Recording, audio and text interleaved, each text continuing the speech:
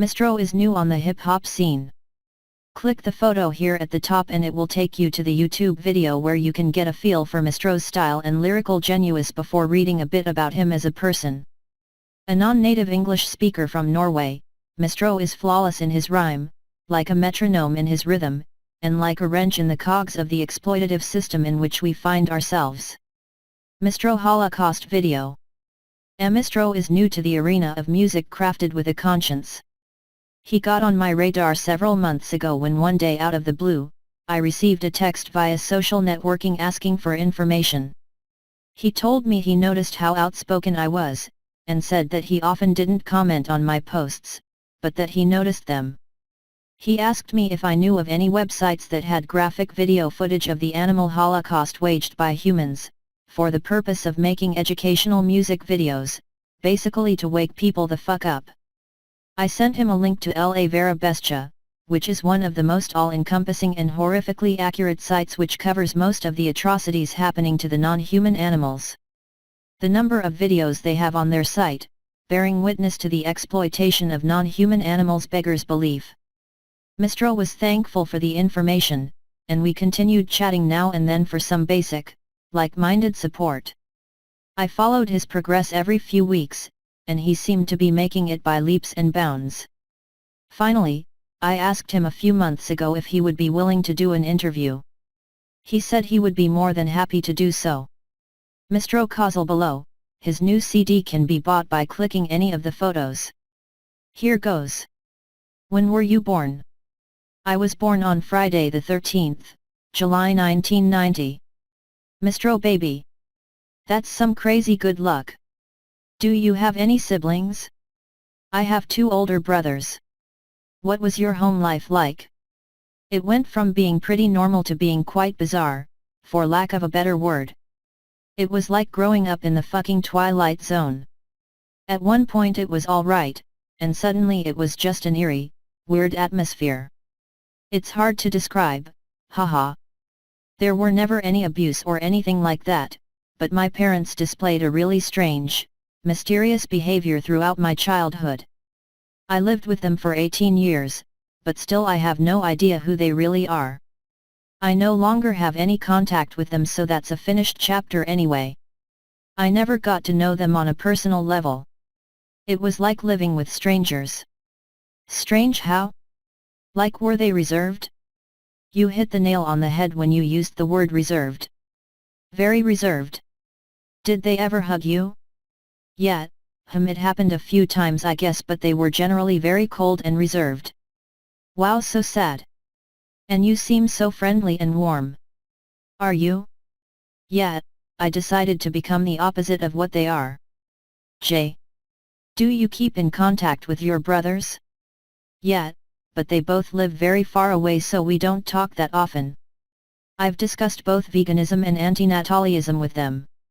How did you react to your home life? Having a weird, distant relationship to my parents made me isolate myself, and seeing as I didn't like anyone else either, I spent a lot of time alone. And I think this isolated state is what shaped me into the person I am today. While other kids were busy being social, I was turning into a thinker. I always found people to be annoying, rude and just generally obnoxious, and the hate grew on me more and more as time went by. I started diving into the dark side of humanity, frequently visiting uncensored news sites like Ogreish, now LiveLeak, documenting reality, and the YNC, at a very early age. This is when I really started to become a misanthrope, seeing how people treated each other and the planet. And for a while it remained an assumption. I thought my life hasn't begun yet, so how can I know for sure that all people are bad?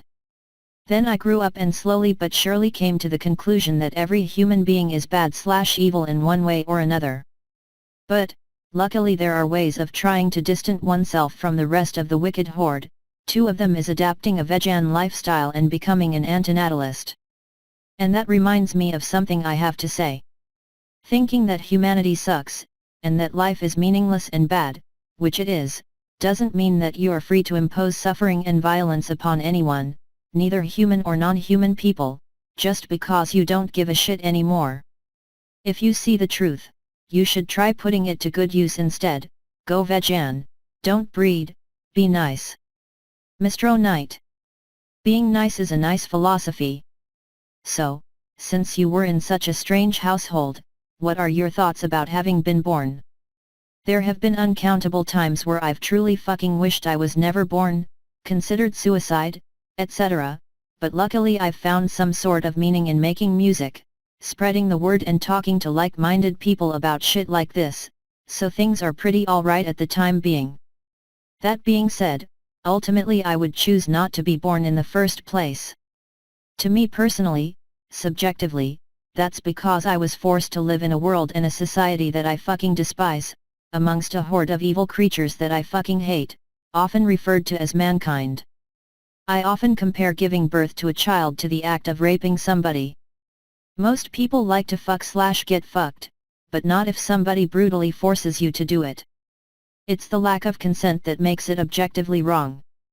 Living is like being gang raped over and over throughout your life, and that goes for everyone who is a part of society. You're raped when you're forced to go to school and you're raped when you're forced to work. I just don't see any logical argument that justifies procreation. This is a prison and every child is born a slave. And just to make things very clear, I am not in any way blind to the good things in life, but they can never ever make up for the horrors of existence and all the horrors of this world. If people fail to see that, then they're either blinded by naivety, or just brainwashed to the point of no return. I will, however, give a big shout out to the people who have told me that they have kids, but have later realized that it was a morally bad choice to bring them into life. I think admitting that deserves a lot of respect, because usually parents are the most narrow-minded, blind people on earth. Speaking of blind, what are your thoughts on religion? I used to be more concerned with religion and all the dumb shit that comes with it, in the past, but I don't really care anymore. People are just so fucking stupid, so I'm not surprised by anything. I think there are more important issues to be concerned with first, like ending the animal holocaust, and making people see that it's wrong to procreate. If the human race goes extinct, so does religion and everything else. I know a lot of people, morons, think I'm an idiot when I say this, but antinatalism is the solution for all problems. No more people, no more evil. I consider myself agnostic. I can't claim to be an atheist as it's impossible to be 100% certain that there is no creator, just like it's impossible to be 100% certain that there is a creator. Brilliant. So, since you don't believe in making babies, what are your thoughts about having a girlfriend/boyfriend? I believe that if you somehow manage to find somebody who agrees with your beliefs and has the same mindset and lifestyle as yourself, there's nothing better than that. Of course, you have to really get to know someone before you can be sure that it's the right person. Often people just flip and become complete strangers, even after being under the impression that you knew them for several years. People are generally dangerous, unpredictable, unstable, and fucking demented. But like I said, you might get lucky and find the needle in the haystack. Smiley face. Mistral liberation. It does seem like a needle in a haystack for sure. On the theme of lovers, what about friends? How have your friends taken your stance, or your ideologies? In real life I've pushed everyone away from me, so I've chosen not to have any friends. Online I mostly communicate with like-minded individuals, so luckily I don't need to worry about that. Were your parents or whoever raised you atheists, and vegans? Far from it, I grew up the traditional way, naive and blind. So I had to break free, open my eyes and figure out the truth myself. At least I can say that I didn't make the same mistakes as my parents. A lot of kids end up being a mirror image of their parents, for good or worse.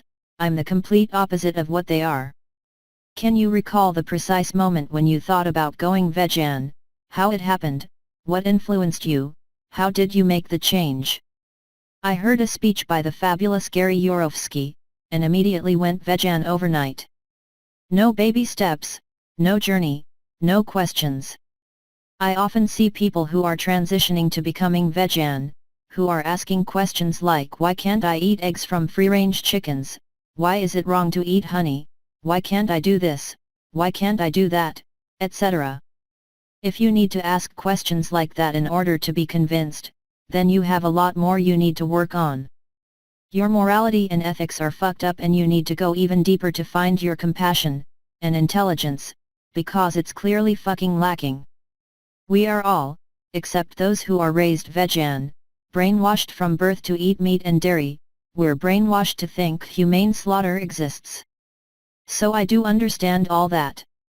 But, after being served with the truth and the facts, via speeches, articles, slaughterhouse footage, or anything like that, there is no longer any excuses, and if you do continue to support these industries even after having been told that veganism is the ethically correct way to live, you are now willfully supporting the slaughter and torture of innocent beings, and therefore you are no longer worthy of life in my opinion.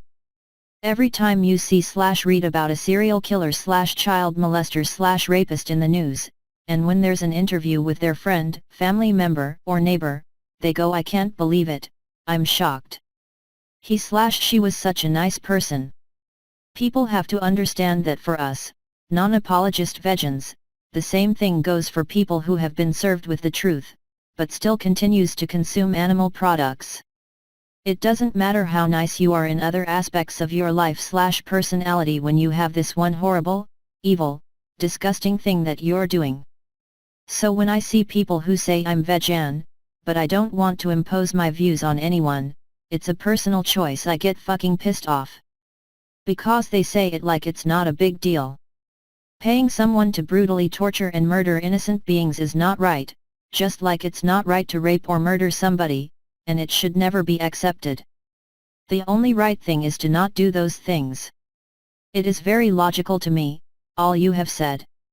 Now I would like to get to your work. What musical influences do you have? What was your taste as you were growing up?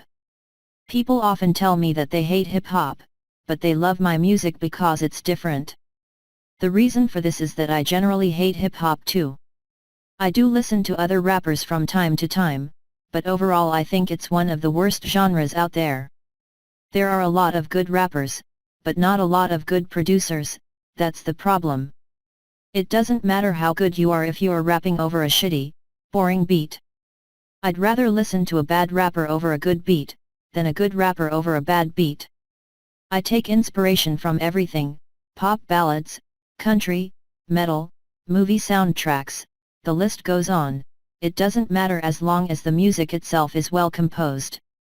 As a non-native speaker, how do you have such amazing English skills to write such descriptive lyrics? I think most Norwegian/Scandinavian people, at least the younger generations, know how to write and speak English pretty well. For me, I've always talked with people from all over the world online, and watching movies without subtitles, playing games, etc., has helped as well. When did you begin writing? Did you write long before you created music? I wrote some stuff every now and then, but nothing serious. I had no plans on ever writing rap lyrics like I do now. Writing, for me, is the hardest part of what I do. I've always considered myself to be a producer mainly, and not a rapper, so it was hard in the beginning.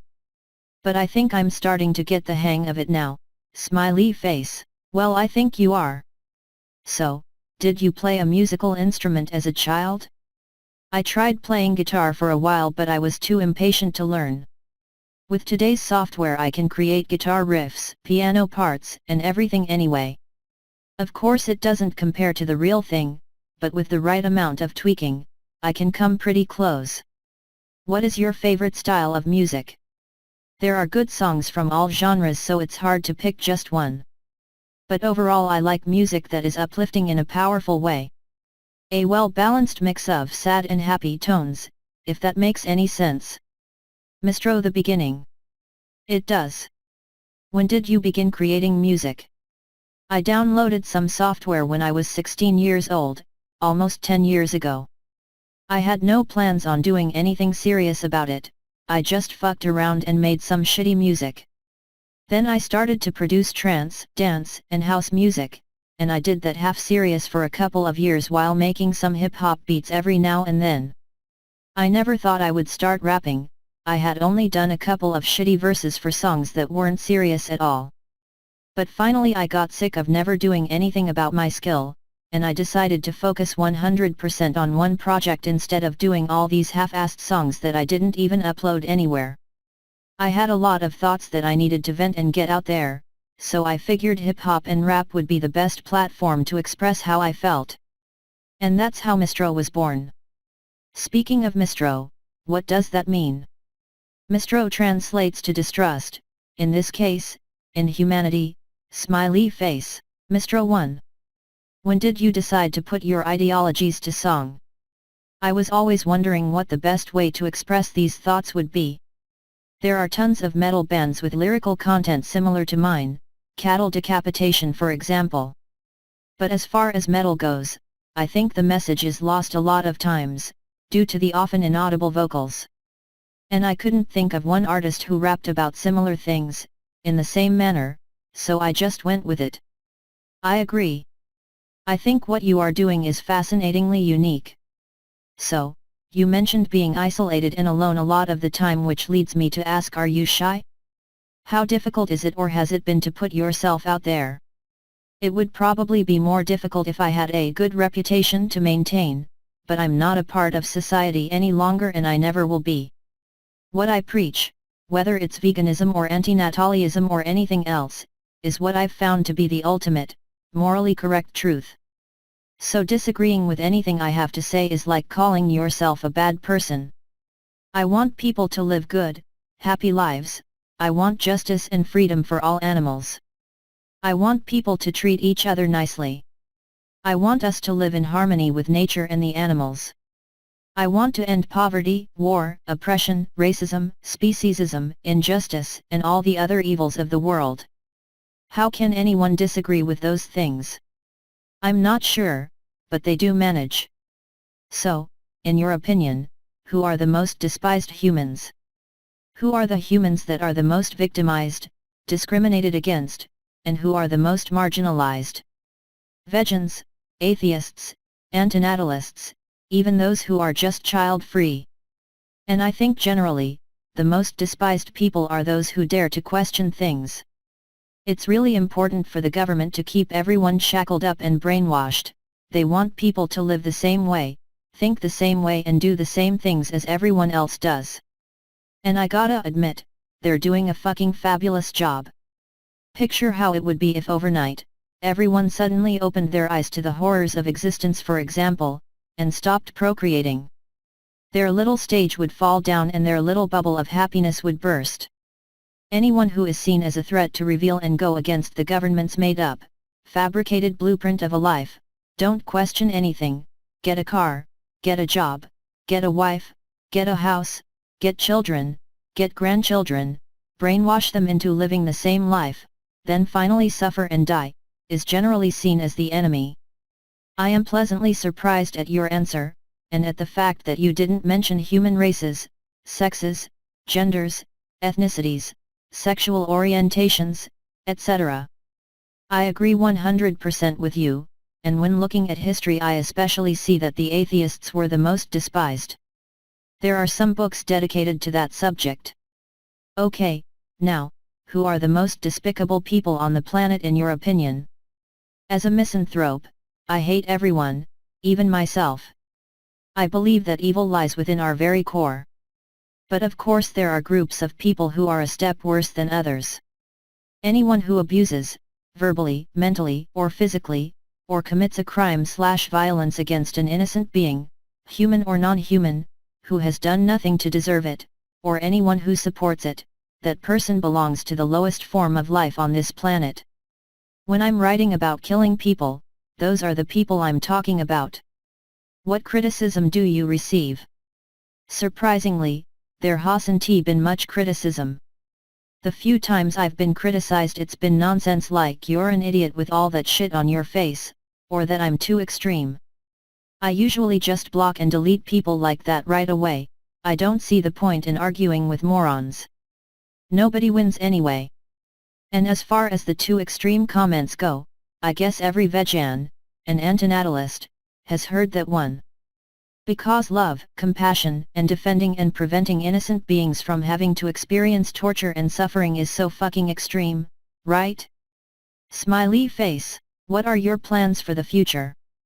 I'm currently working on my second album, titled A Declaration of War. This album is 100% animal liberation. Done in the usual Mistro fashion, with uplifting, epic movie theme style beats. But this time I've worked hard on improving my lyricism, so the lyrics will be a lot more complex. After that is released I will start working on a third, full album on antinatalism. I'm collaborating with a writer on that, so that should be sick. I'm still very underground, and I like that, but of course I wouldn't mind if my stuff blew up and got really popular. But we'll just see how it goes. I don't like over-promoting my stuff, I just let things happen instead. Smiley face, Mistro for Mistro tattoos. Tell me about your tattoos. I started getting heavily tattooed from the time I turned 19, doing my chest, stomach, arms, legs, and eventually my face. I didn't put that much thought into the first pieces I got, hence my black arm, cover up, but quickly my tattoos had a much deeper meaning behind them, or at least a solid statement. Some of my tattoos are, a burning Bible on my stomach, the word misanthrope spelled out across my forehead, the word dystopia on my chin, AN for antinatalist on my cheeks, a dung beetle on my face. Almost every tattoo is related to my misanthropic views. Surprisingly I don't have many vegan tattoos, but don't worry, there is still room for more, and I have some ideas in mind. In regards to my face tattoos, a lot of people wonder how I could take it that far. The only thing I can say is I don't give a shit about things like that. I guess since I don't feel human, it's only natural to not want to look human. And when it comes to people being offended by how I look, there is no bigger sign of ignorance and stupidity than being offended by someone else's appearance. What people choose to do with their own body is their own choice. I only care when people's choices are affecting others, humans or non-humans, in a negative way. What is your take on people who only advocate for humans, and how is that right or wrong? Advocating for issues concerning human beings is fine, but that shouldn't be the main concern. And most human issues are easily fixable, people are just too fucking blind and stupid to see it. In contrast to animals, we don't have to act on our instincts, we're born with a brain that enables us to make rational choices. For some reason most people haven't discovered this yet, and that's the root of all problems. Take poverty and hunger for example. If people in a poor, war-ridden country were to make rational choices, they would understand that it's wrong, and pure evil, to force a child into poverty, hunger, and war. Then they would refrain from procreating, no more people would live, their problem solved. Instead we are shown clips of starved children with flies in their eyes, and we're supposed to feel bad about that and take responsibility for someone else's actions. What about their fucking parents who made the choice to bring them into that shit? We are sending fucking money and food and we think that's gonna solve anything. I've heard people say, well, they don't know any better, people need to have sex, yet I know that they don't know any better. That's why we need to fucking teach them about moral responsibility and send both food and information brochures and birth control shit or whatever else is needed. Then we'd see a fucking difference. I don't want anyone to suffer, so of course I want to help people, but it needs to be done in the right way. I could go on and on about how to fix shit like that, but nobody will listen because they're offended by it. What do you think about people who find it offensive to compare the suffering of non-human animals to human animals, or who say we shouldn't use words like slavery, holocaust, or rape? As far as this question goes, people who say shit like that are people who don't view animals as equal to us. If they thought animal lives mattered, they wouldn't find the Holocaust comparison offensive. Mistro 2. What do you do when someone tells you they are pregnant? Childbirth is not a cause for celebration or congratulations. The few times people have told me they're pregnant, I've just walked away. Why is it that I find vegan misanthropes to be more friendly than any other group of people? Isn't that an oxymoron?